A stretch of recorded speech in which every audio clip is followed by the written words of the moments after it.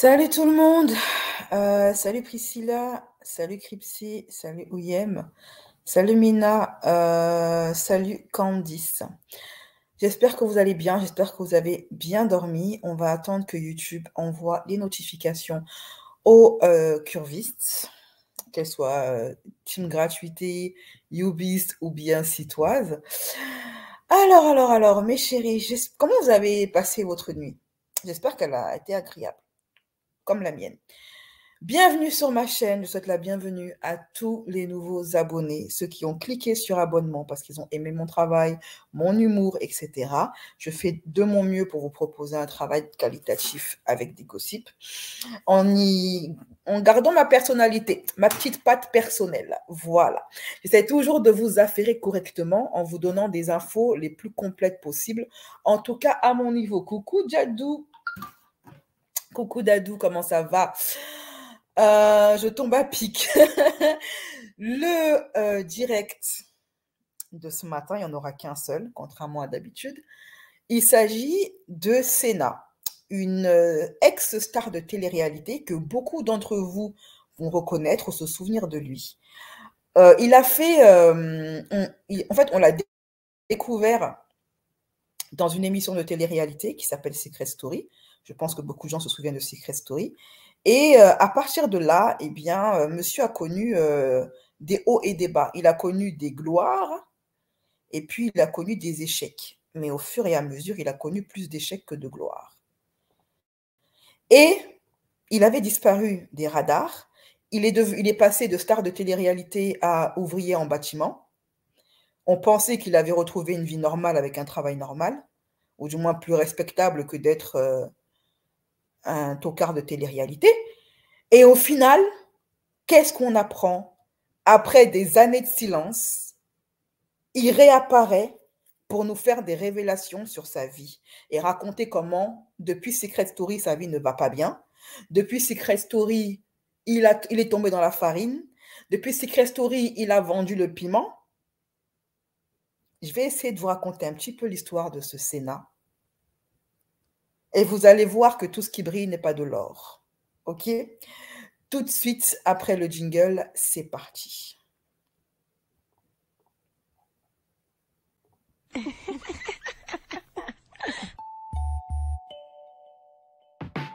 Black Curvy Style, Black Curvy Style, Black Curvy Style, Black Curvy Style. Oh. J'ai du mal dormir parce que là, j'ai une sorte, j'ai pas le torticolis, mais j'ai mal au cou. J'ai dû dormir vraiment sur... ah, je sais pas dans quelle position j'ai dormi, mais j'ai mal, hein. Bon, mes chéris, petit disclaimer. Ce que vous regardez actuellement, c'est le replay du live que j'ai regardé en direct, du thé que j'ai bu à chaud avec la team Ubist et la team Citoise. Pour celles, les personnes de la team gratuité qui veulent boire le thé à chaud avec tous les membres, n'hésitez pas à vous abonner en cliquant sur le lien en commentaire épinglé sur le chat et en dessous de la vidéo. Senna, Ayrton Senna, c'est pas Ayrton Senna, hein, le millionnaire qui fait de la F1, je sais pas quoi, non, c'est Senna, un gars de télé-réalité.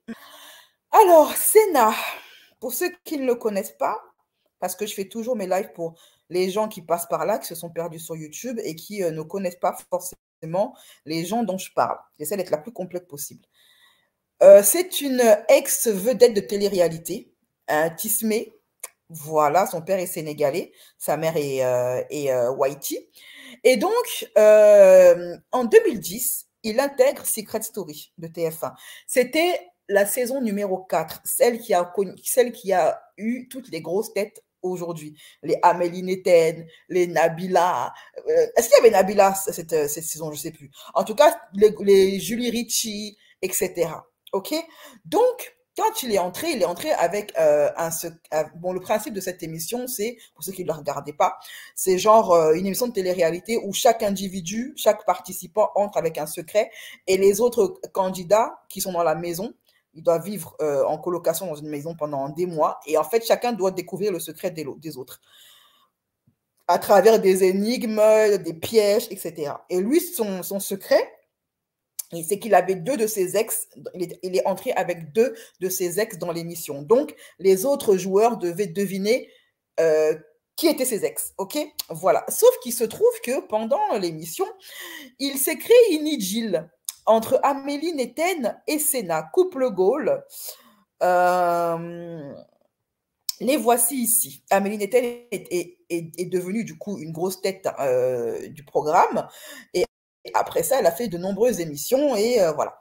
Leur couple était assez sulfureux, ils n'arrêtaient pas de s'engueuler. Je ne peux pas mettre d'extrait ici parce que droit d'auteur, mais ils n'arrêtaient pas de s'embrouiller. Bref, c'était assez toxique. Voilà, elle était très jalouse.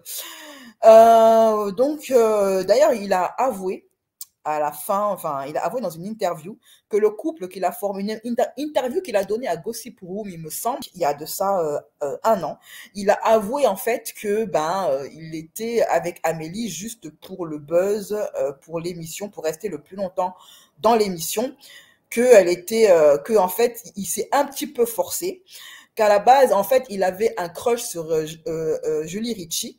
Senna, il était très convoité par les filles parce que il était grand. À la base, c'est un basketteur. Il est basketteur à Charleroi en Belgique. Et les filles dans l'émission lui couraient autour parce que vous savez, hein, le tismé qui fait 1m90, 90 de long et 1m90 de large, musclé, etc. Il était très apprécié des nanas dans l'émission, donc très convoité. Et c'est Amélie qui lui avait le grappin dessus.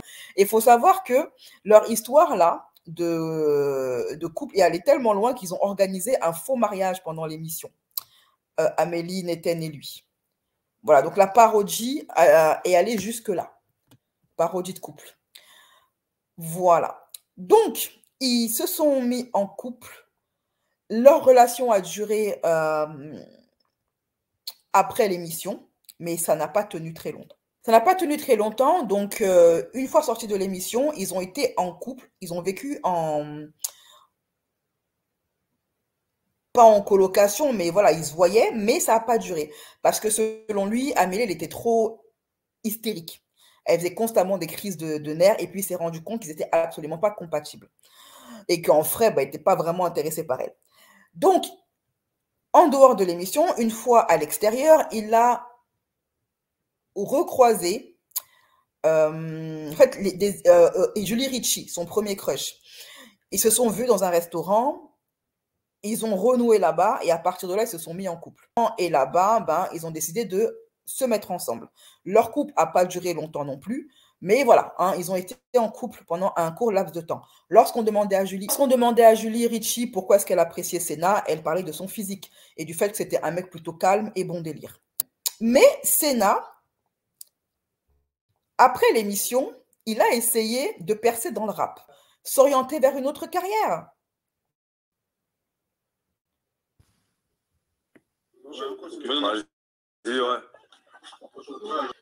C'est parti. LA, je vis ma vie. Miami, je vis ma vie. London, je vis ma vie. Milan, je vis ma vie. Tokyo, je vis ma vie. Moscou, je vis ma vie. Vas-y, on écoute vite fait. Vas-y, ouais. 2 secondes. Il est encadré par une équipe de professionnels du rap qui vont lui permettre de se créer une image plus rebelle que celle du gentil Senna. Là, ça va. Hein. Faudra un peu plus. Ouais, je vois là. Comme le New York, là. New York, fais-nous voyager. Vas-y. New York, faut que. Vas-y. Ouais, New York. J'avais dit que j'allais pas me moquer, mais c'est plus fort que moi. LA, je vis ma vie. Paris, je vis ma vie. Alors, s'il te plaît. En tout cas, il aura essayé de percer dans le rap. Booba, qu'est-ce qu'il en pense de tout ça? Il y a du potentiel ou il n'y a pas du potentiel? Oh mon Dieu! Maintenant, c'est Pôle emploi, je vis ma vie. Bref, en tout cas, il a essayé de se reconvertir. Ça a floppé, bien évidemment, vous vous en doutez bien. Son son, apparemment, le clip était très... dire qu'il était très dénudé et il s'est fait, bien évidemment... matraqué hein, par les gens du milieu du rap. Donc, sa carrière de rappeur a été très courte. Très courte même. Sauf que, à une date inconnue, en tout cas, on sait que c'était en 2013 au moins, Senna, il s'est mis en couple avec cette demoiselle-ci. Vous allez me demander qui elle est et pourquoi est-ce que je parle d'elle, parce que c'est important. Alors, après les anges 1, 2 et 9, il a arrêté la télé-réalité, il s'est remis au rap, il s'est remis au basket, il s'est tenté au rap, ça a floppé, et après il a disparu. Ok? On n'a plus vraiment entendu parler de lui jusqu'au 18 mai 2013. Cette jeune dame s'appelle Elodie Carneval. À l'époque, elle avait 31 ans. C'est l'ex-petite amie de Senna et en même temps sa baby mama. Qu'est-ce qui s'est passé entre les deux? Eh bien, une tragique nuit du 18 mai 2023, en se rendant à la boîte de nuit Le Majestic à Doncel, une violente altercation, une violente dispute entre les deux, entre Elodie et Senna. Pourquoi? En fait, la raison de leur dispute, c'est que ça tournait en fait, c'était Elodie. Il était question en fait que Senna officialise sa relation avec Elodie et poste des photos de leur couple sur les réseaux sociaux et particulièrement sur les sites internet. Et en fait, déjà sur le chemin, Senna, il a raconté quelques années après comment ils en sont arrivés là. Ils partent pour aller au Majestic, à la boîte de nuit, et sur le chemin du retour, en sortant de la boîte de nuit, bah, Senna, il avait bu. Voilà, il s'était assez, voilà, il s'était peinté il était un petit peu pompette. Et lui et Elodie ont commencé à se disputer. Ils se sont échangés des mots, ils se sont échangés des insultes. Il y a eu même... en fait, ils se sont levés la main dessus. Elle lui a levé la main dessus, il lui a levé la main dessus aussi. Elle lui a craché au visage à Senna dans cette dispute. Et ça a fait péter les plombs à Senna. D'autant qu'elle raconte que à un moment donné, Senna, il a pris un disque de Shakira, il a mis de la farine dessus, et puis... Et donc, c'est après ça que Senna, elle se serait dit, en fait, il va m'arriver des bricoles, il faut que je me casse de la voiture. Elle serait sortie de la voiture, d'après ses dires, et Senna l'aurait suivie à l'extérieur et l'aurait taïsonné là-bas. Elle a porté plainte et le lundi 27 octobre 2013 de la même année, Senna, il a été convoqué devant la chambre des mises en accusation de Liège dans le cadre de son dossier de taïsonnage conjugal. Et c'est après ça que Elodie, elle a découvert qu'elle était enceinte depuis 2 mois de jumeaux. Et malheureusement, ce que Senna lui a fait ce soir-là, lui a fait perdre un des jumeaux. Néanmoins, elle a pu mettre au monde Esaïa, l'un des jumeaux, que Senna a affiché quelques années plus tard sur son compte Instagram. C'est le seul jumeau qui a survécu. C'est très triste ça, par contre, c'est très tragique. Et lui-même, il a su seulement après qu'elle était enceinte et qu'elle avait perdu un des jumeaux. Mais après avoir porté plainte contre Senna et après qu'il ait été convoqué à la chambre des mises en accusation, Elodie, elle s'est remise avec Senna, elle a tenté de se remettre avec Senna. À l'époque, lui, Senna, il avait 24 ans et elle avait 31 ans, donc elle était plus âgée que lui. Senna avait même assisté à l'accouchement de l'enfant. À ce moment-là, ils étaient séparés. Et après l'accouchement, Elodie, elle a accepté de reprendre Senna et même de vivre avec lui. Et elle avait même décidé d'entamer une médiation pénale pour cette histoire de taïsonnage qui avait eu lieu le 13 mai, genre 9 mois, un peu moins de 9 mois après avant la naissance du petit. Cette procédure aurait permis à Senna d'éviter des poursuites pénales, sous certaines conditions. Sauf que pendant toute la relation, et très rapidement, une fois qu'il s'est remis avec Elodie, qui lui a dit « T'inquiète pas, on va lancer une médiation pénale pour t'éviter les poursuites pénales, donc la prison probablement. On se remet ensemble et tout ça, t'inquiète, je vais lancer une médiation. » Sauf que pendant toute leur relation, une fois qu'il s'est remis avec elle, direct, Elodie, elle n'a pas arrêté de faire du chantage à Senna, en lui disant « Ouais, à tout moment, quand je veux, Je retire la médiation pénale et tu te retrouves devant le tribunal. Donc, Sénat, il en a eu ras-le-bol. Il a fini par quitter Elodie et quitter le domicile conjugal. Et effectivement, à ce moment-là, dès lors que Sénat l'a quitté, Elodie, elle a mis ses menaces à exécution et elle a donc levé la médiation pénale. Ce qui veut dire que, bah, du coup, la procédure s'est relancée et Sénat s'est retrouvé donc devant le juge une deuxième fois.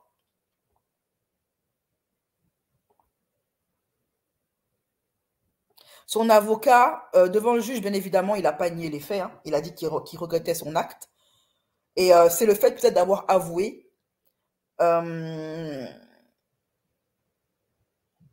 qui a peut-être un petit peu sauvé son cas, on va dire.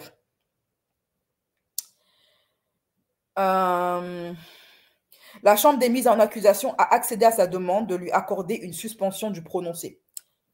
Voilà. Donc, Sénat n'a pas comparu devant le tribunal correctionnel pour répondre de ses actes. Le fait d'avoir avoué et reconnu ses torts bah, lui a peut-être permis d'échapper à la justice. D'ailleurs, Elodie, elle a donné une interview après cette histoire.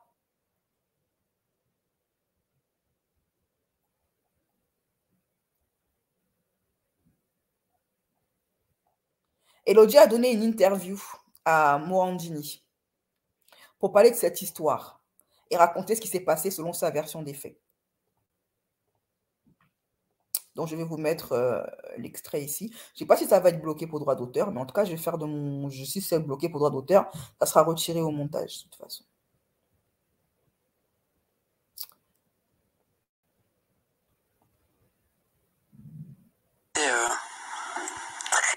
C'était pas un accident. C'est-à-dire que c'est arrivé déjà plusieurs fois auparavant. Et là, vous avez eu le courage de dire stop. C'était très, très fort et très, très pénible aussi.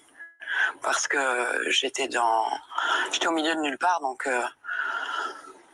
je savais pas où j'étais. Je sais que j'étais entre Charleroi et Doncel. J'étais dans un champ, j'étais par terre, je le voyais frapper et moi je tournais un maximum la tête. Et j'ai levé un moment les yeux au ciel et j'ai regardé au loin. J'ai vu une lumière, j'ai vu une autoroute. J'ai eu une fraction de seconde en me disant « Hello, tu vas courir ?» Et puis là, j'ai dit non, si je cours, il va me rattraper, il va encore me mettre au sol et ça va être pire. Donc, j'ai dû le supplier d'arrêter. J'ai reçu le message, j'ai été voir et ses excuses. Vous les comprenez pas, enfin vous les refusez en tout cas ces excuses. Je les refuse, oui. Et puis je les trouve pas sincères. C'est pathétique.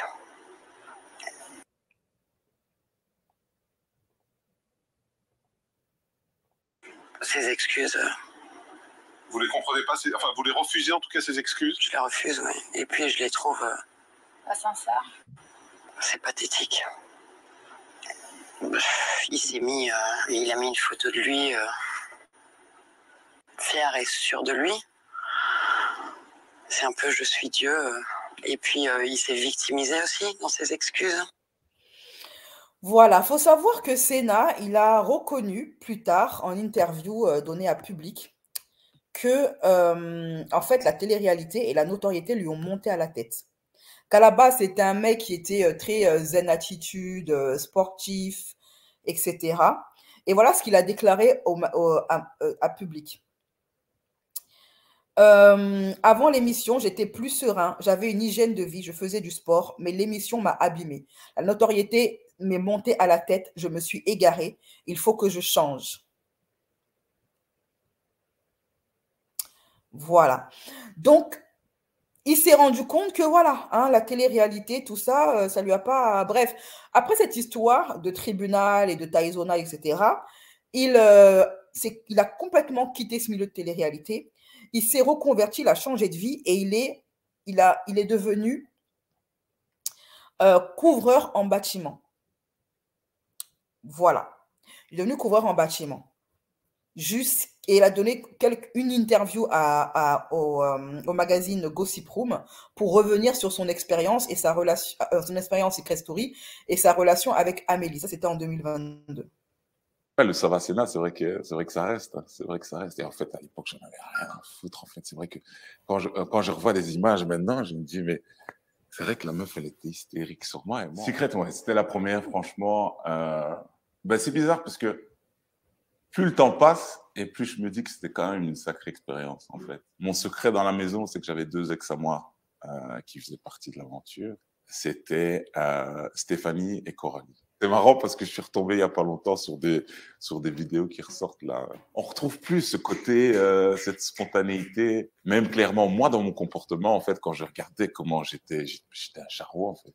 Franchement, je retombe sur des vidéos et je me dis, mais ça, maintenant, à la limite, tu n'oserais même plus border une fille comme ça. Le mec, il est limite nostalgique de cette époque, alors que c'est ce qui a ruiné sa vie, en fait. Le mec, il a rien compris.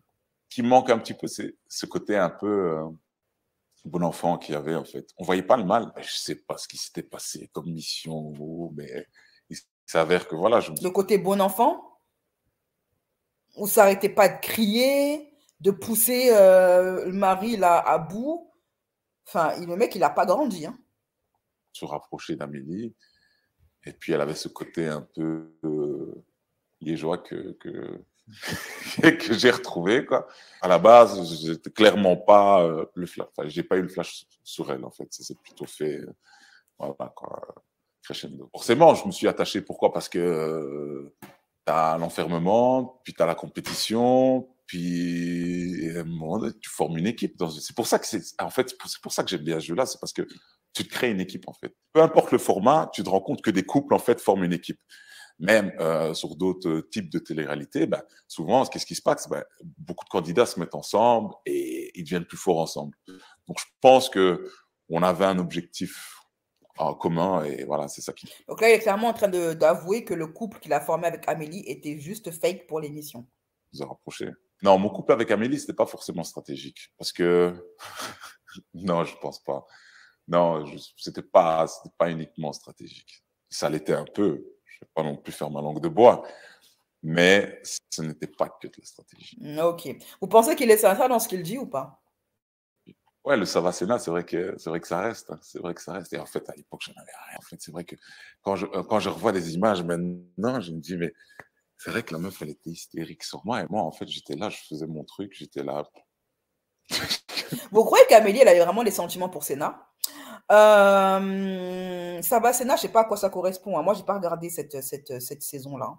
J'ai regardé très peu d'émissions de télé-réalité. Celle-là, je l'ai pas regardée. J'ai dit, moi c'était la gagne. Ce mariage avec Amélie fait partie aussi de mon tempérament de l'époque. C'est-à-dire que, bon, je dis pas que je le suis plus forcément, mais quand j'avais envie d'un truc, je le faisais en fait. Et sur le moment, ben, je dis, ben, tiens, vas-y, fonce. Et je l'ai fait. Non, c'était pas un vrai mariage. Il y avait la forme, mais c'était pour du beurre, quoi. Des sentiments, il y en avait. Maintenant, dans la vie réelle, ça n'a pas duré longtemps avec elle. Donc, je pense que les sentiments étaient un peu faussés avec le contexte. Après l'émission, ben, retour à la vie réelle. Et là, ça s'est mal passé. Pourquoi? Parce que, voilà, une cohabitation dans un lieu clos où tu n'as rien d'autre à faire, ça peut fonctionner. Mais une fois que tu retournes dans la réalité, non, c'était incompatible. Moi, j'étais un jeune. Il me semble qu'Amélie, elle a un mec maintenant, non? Depuis quelque temps. Il me semble, hein, je sais pas. Hein. J'ai vu ça circuler un jour. Fleur de l'âge, qui ne demandait qu'à découvrir toutes les belles choses qui s'offraient à moi. Mais qu'on le veuille ou non, on aura toujours un destin lié par rapport à ça, parce que c'est vrai que ça a quand même marqué les esprits, et que moi, quand on me croise, ben, on me reparle d'elle, et elle, certainement, quand on la croise, on lui reparle de moi, qu'elle le veuille ou non, et que je le veuille ou pas. C'est comme ça. Du coup, ah ouais, t'es coincé avec Amélie toute ta vie. Tu seras à vie l'ex d'Amélie. Quel destin. Sénat, qu'est-ce que tu fais? Dans ta tombe, il y aura écrit ex d'Amélie Netten. A fait Secret Story 4. Non, mais oh là là. En ce moment, qu'est-ce que tu es devenu? Alors, moi, ce que je fais maintenant, je reste au top tous les jours. Je suis tous les jours au top. Je suis au top du toit, là. Non, je suis couvreur en bâtiment maintenant. C'est un beau métier. C'est vraiment un métier artisanal qui se perd. Voilà, c'est une bonne reconversion. J'adore ce que je fais et c'est surtout très terre à terre. Et vous savez, ce genre de métier, donc les métiers très terre à terre, comme il le dit, c'est des métiers que les gens de TVA ne peuvent plus et ne veulent plus faire. Parce qu'ils sont tellement, depuis des années, qu'on les traite comme si c'était des stars et des lumières et je ne sais pas quoi, que beaucoup préféreraient aller vendre leur corps plutôt que d'aller faire des métiers, comme il dit, terre à terre, des métiers conventionnels. Parce que pour eux, dans leur tête, ils ne font plus partie du peuple. Donc, ils ne peuvent pas se rabaisser à ça. Ce sont des stars. Attention, une star ne travaille pas. OK, elle fait des placements de produits, ça s'arrête là. Et aussi autre chose, là, lui, il a de la chance parce qu'il a trouvé un métier. Mais t'en as, ils ne trouvent plus de travail. Parce que justement, ils ont fait de la télé. Et donc, aucun patron ne veut les embaucher. J'avais vraiment j'avais l'envie, mais surtout le besoin, en fait, d'avoir quelque chose de très terre à terre. Déjà, non seulement d'apprendre un métier, de faire quelque chose que j'aime, et même en termes d'estime de moi-même, c'est quand même quelque chose d'important. Je me sens vachement plus épanoui et vachement plus serein dans ce que je fais maintenant qu'à l'époque où tu m'aurais dit, bah ouais, j'aurais peut-être continué ou j'aurais fait d'autres téléréalités. Je n'ai pas ce que j'ai maintenant en termes de, ouais, en termes d'estime de moi-même, de sérénité et de confiance en moi, en fait. Est-ce qu'aujourd'hui, tu as retrouvé l'amour? Ah, l'amour. Ben, l'amour avec un grand A, non, non, non. Je suis célibataire en ce moment. Après, ça ne doit pas être évident aussi de se mettre en couple avec moi. Ah, bah c'est ça le destin des mecs beaux gosses. Hein. Qu'est-ce que tu veux que je te dise? Hein, leur destin, c'est souvent de se retrouver seuls parce que ils sont toujours en train de papillonner, de se dire qu'ils peuvent trouver mieux. Moi, je suis trop beau, donc je peux trouver mieux. Je peux trouver mieux, je peux trouver. Et c'est comme ça que, à force de chercher l'herbe plus verte ailleurs, ils se retrouvent à 40 ans tout seuls. Voilà. Parce que j'ai toujours un petit peu. Ils sont à force de papillonner. En fait, le papillonnage, ça devient comme une malédiction. C'est-à-dire qu'ils deviennent incapables d'être stables, d'être dans une relation stable. Ils ont toujours ce besoin d'aller voir ailleurs. Voilà. Cette image qui me colle à la peau, se dire, ben ouais, finalement, il est comme ça ou pas. Et même quand quand je le veux, ben, je vois bien que c'est un peu, ça me rattrape, en fait. C'est plus vraiment à l'ordre du jour pour l'instant. Je me dis, bon, voilà, je vis au jour le jour. Je suis papa d'un petit garçon qui a 8 ans maintenant, donc ça va vite, hein, 8 ans. Sans compter qu'en plus, les personnes qui ont un joli physique en général, elles souffrent énormément de préjugés. Ouais, mais elle va me tromper. Oui, mais forcément, il va être infidèle parce qu'il y a plein de nanas qui lui tournent autour. Alors que t'en as, ils sont fidèles, hein, les pauvres miskines.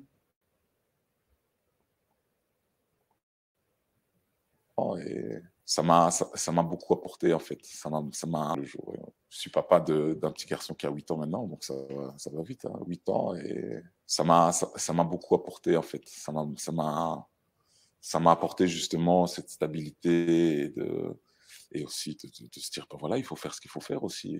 Je peux pas rester dans un monde où au final je contrôle pas vraiment, parce que la télé, tu ne contrôles pas tout. Bah, si on me reproposait une télé là maintenant à l'heure actuelle, bon, en fait, je suis pas totalement fermé. Je vais pas me perdre dedans, mais si on me propose un projet qui peut être fun, avec des gens bien, Bien truc sûr. marrant. Bien sûr, c'est le propre de la télé-réalité, ramener des gens bien. Hein, ne pas ramener des gens qui ont des problèmes psychologiques et qui méritent l'asile. Le mec, il a pas compris la leçon. Hein.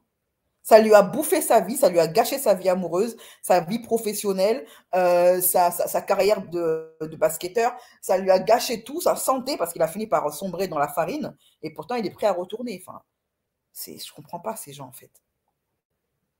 Ça veut dire que s'il n'a pas refait de télé, c'est parce qu'on ne le rappelait pas, on le rappelait plus, c'est tout. Pas parce qu'il avait compris la leçon, comme il le dit là, non, je me sens plus serein dans le travail que je fais. Si le travail que tu fais actuellement, là, c'était en 2001, il t'épanouit et tu es heureux dedans, pourquoi vouloir refaire de la télé? Pourquoi vouloir rentrer dans le truc qui a détruit ta vie? Je ne comprends pas. Avec un gain à la clé, avec une compétition. je pense que ouais, je serais susceptible d'accepter, je pense. La télé ne me manque pas. En tout cas, la télé actuelle ne manque pas. L'ancienne, peut-être, ouais. Les gens, ben voilà, malgré toutes ces années, et puis Dieu sait combien de candidats il y a eu après, en fait, avec toutes les émissions qu'il y a eu, ben que les gens restent un peu sur ça et qu'ils se rappellent, ils se disent, ah ben ouais, je me rappelle, hop, hop, ça fait longtemps. Et c'est marrant parce qu'il y a plusieurs générations, en fait. Il y a ceux qui m'ont regardé quand ils avaient euh, 16, il y en a qui regardaient déjà quand ils étaient, je ne sais pas moi, plus aboutis, plus âgés dans la vie. Donc maintenant, il y a un peu de tout, quoi. D'ailleurs, faut savoir que lorsqu'elle s'est retrouvée dans la sauce pour les histoires de taillonnage faites aux femmes, Amélie, elle n'a pas manqué de le descendre en postant ceci sur ses réseaux sociaux, donc sur Twitter, c'était à l'époque, à l'ancienne. Hein. Elle avait reposté donc l'interview de Senna où il faisait son mea culpa à Elodie, son ex. Il disait, je ne sais pas quoi vous dire, je suis impardonnable, j'ai pété les plombs, Elodie ne méritait pas ça. Avez-vous déjà frappé votre ex Amélie après Secret Story? Il a répondu, entre nous c'était tendu, mais à l'époque j'étais plus serein. Seuls les faibles en viennent aux mains. Moi qui prenais à l'époque des valeurs de sang-froid, j'ai tout perdu. Et voilà ce qu'elle a, elle a reposté le screen de cette interview, Amélie. Elle a écrit ceci. Je ne vais pas polémiquer là-dessus, mais je veux juste répondre à cette question. Oui, il avait déjà essayé avec moi. Voilà, sous-entendu que Senna avait essayé aussi de la taillonner à l'époque. Voilà, ce qui n'a absolument pas arrangé la réputation de Senna. Alors, et donc jusque-là, donc 2 ans après, hein, pas de nouvelles de Senna, plutôt 3 ans après, il était retourné dans l'ombre, et là, patatras, il y a un jour ou deux, non, je crois que c'est il y a un jour, il poste une vidéo, c'est une de mes abonnées qui m'a envoyé ça. Et elle me dit, oui, maman, est-ce que tu es au courant, Senna, il a posté une vidéo, il faut absolument que tu ailles voir. Là-dedans, il raconte des trucs de ouf, comme quoi il a vendu le piment. Je dis, oh, c'est quoi cette histoire-là? Donc, elle m'envoie le lien sur TikTok. Voilà, j'ai pas tout écouté. J'ai dit, je réserve ça pour le live. Je vais découvrir ça en même temps que mes abonnés. Allez, c'est parti. Les révélations de Senna sur sa descente aux enfers après Secret Story.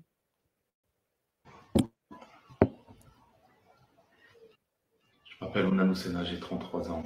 J'ai longuement eu honte et peur d'en parler, mais je pense qu'aujourd'hui, je dois mettre la lumière sur ça. Il y a une dizaine d'années, je suis sorti d'une émission. J'ai vécu les années les plus sombres de ma vie. J'étais un jeune homme de 22 ans, livré à lui-même. C'est à ce moment-là qu'une femme beaucoup plus âgée s'est immiscée dans la faille et que l'emprise a commencé. Progressivement, sans m'en rendre compte. Et pas seulement d'Elodie, elle était plus âgée que lui, elle avait 31 ans, il y a quand même plus de 10 ans, près de 10 ans de différence, hein. C'est pas rien. Commencer à banaliser certaines choses, telles que le monde de la nuit. J'étais comme aspiré dans un monde qui ne me ressemblait pas. J'étais devenu sa marionnette. Après avoir subi son emprise, j'ai eu le courage de partir, alors que j'ai eu droit à des mensonges, de la victimisation, du chantage, la violence psychologique. Effectivement, le chantage, il avait expliqué, et même l'avocat avait expliqué qu'elle lui en a fait, après avoir porté plainte contre lui, elle lui a fait du chantage en disant oui, tu restes avec moi ou je lève la médiation et puis tu vas te retrouver au pénal. C'était devenu ma spirale, mon quotidien. À en perdre mon identité, ma lumière, mon goût à la vie. Après le décès de mon père en 2022, j'ai eu un déclic. Je me suis dit que je n'étais pas condamné à avoir cette vie. J'ai déménagé, j'ai refait ma vie. J'ai retrouvé goût à la vie. Par moments, l'harcèlement continue, mais moi, j'ai décidé de dire stop. Faut pas avoir peur, faut pas avoir honte. N'ayez pas honte. Eh bien, moi, je trouve que, je ne sais pas si son ex, elle va réagir à ça. Est-ce qu'elle va démentir ou, on ne sait pas, faire une interview, on ne sait pas du tout. Mais moi, je trouve qu'il y a un phénomène dont on parle très peu. Ce sont les hommes qui sont sous l'influence d'une perverse narcissique. Il y a des femmes perverses narcissiques. Il y a des hommes qui sont sous emprise. Senna, en fait, Ce qui lui a porté préjudice, malheureusement, c'est le fait que ce soit un tismé qui fait 1,90 m de long et 1,90 m de large. Il y a énormément de femmes qui fantasment sur les Renois ou les tismés comme lui. Et du coup, il peut attirer des filles bien, mais la plupart d'entre elles, elles seront avec lui pour son physique. Elles voudraient être avec lui pour son physique, pour le fantasme qu'il représente. Et elles voudront le contrôler. Parce qu'il y a beaucoup de femmes qui se mettent avec des hommes renois et elles veulent les contrôler. Elles veulent en faire leur objet. Vous savez, genre l'esclavage. Malheureusement. Faut reconnaître une chose, c'est que les hommes métis et renois sont fétichisés par beaucoup de femmes. Déshumanisés. Considérés uniquement comme des donneurs d'ADN, et puis c'est tout. Voilà. Et je pense que c'est de ça dont il a beaucoup souffert dans la relation dont il parle, et celle qu'il a eue avec peut-être d'autres nanas, qui n'étaient pas forcément avec lui par amour, mais plus par rapport à son physique. Ça, c'est une triste réalité et un triste destin, ma foi. Mais par contre, ce que je n'arrive pas à comprendre, c'est que le gars, il y a 3 ans, il était encore prêt à refaire une télé. Pourquoi il a fait cette sortie? On ne sait pas. Pourquoi est-ce qu'il en parle maintenant? De toute façon, je pense qu'il n'y a pas de date.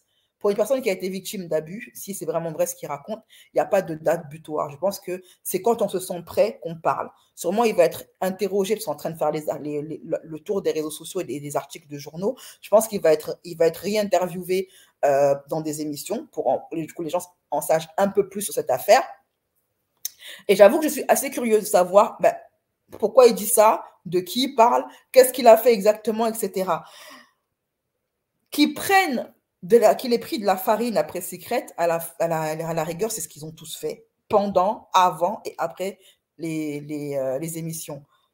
Mais là où je suis surprise, c'est d'entendre qu'il a vendu le piment, quoi. Franchement, je me demande qu'est-ce que son papa sénégalais a pu ressentir. Est-ce qu'il le savait? Et s'il a su, qu'est-ce qu'il a pu ressentir? Parce que, une fois c'est dans un reportage sur lui que j'ai vu il y a très longtemps, que j'ai entrevu son père. Et on voyait quand même que c'était un papa sénégalais avec des principes et tout ça. Il avait l'air d'avoir un grand cœur. Donc, je sais pas, comment son père a vécu la descente aux enfers de son fils avant et après émission. Ça a dû lui briser le cœur. Bref, lui, il dit que c'est le décès de son père qui a créé chez lui un déclic. Et après 1 an, il décide de parler. Encore un qui montre l'envers du décor de ce milieu, comment ça détruit les âmes des gens, comment ça les transforme en monstres. Après, en même temps, moi, je dis, il faut quand même en tenir une sacrée couche pour entrer là-dedans, que ces gens-là sont choisis selon des profils de personnes désaxées. Ils ne sont pas choisis pour rien. Ils ont trouvé des failles. Il a dit lui-même, j'étais livré à moi-même. Donc, il correspondait au profil. Le tismé 1,90 m qu'on va jeter en pâture à des femelles en chaleur, fétichistes, etc. Il va faire des vues. Il va faire rêver les petites gamines de 12 ans dans leur écran. Est-ce qu'il se rend compte qu'il a été juste traité comme un objet? Je ne sais pas, je ne pense pas. Malheureusement, ceux qui ne brillent que par leur physique sont souvent objetisés et ne développent pas de charisme et ont un vide intérieur. C'est comme Pamela Anderson, etc. Toutes les femmes et les hommes, c'est comme aussi Marilyn Monroe, elle en a souffert de ça. D'être rien d'autre que le symbole des fantasmes des hommes. Au début, c'est grisant, oui, tout le monde te veut, machin, mais tout le monde te veut, mais pas pour les bonnes raisons. Et ce que vivent les personnes connues, c'est la même chose que vivent les personnes anonymes. La beauté, c'est quelque chose de... C'est une bénédiction, mais en même temps une malédiction. Voilà, ça peut t'apporter du bien dans ta vie, comme ça peut t'apporter des choses négatives. Voilà. Donc, bon, j'espère qu'il va s'en sortir. J'espère qu'il va réussir à remonter la pente. À mon avis, on n'en a pas fini avec lui. Je pense qu'il va très bientôt être invité sur TPMP ou je ne sais pas qui ou je ne sais pas où pour en dire un petit peu plus. À ce moment-là, on fera des live réactions à ces nouvelles révélations. OK? Voilà. Je vous fais des bisous, mes chéris. Ce live sera en replay sur mon site internet et en replay live sur YouTube quand il sera démonétisé. Bisous, prenez soin de vous. Bon mercredi, bon appétit et à la prochaine.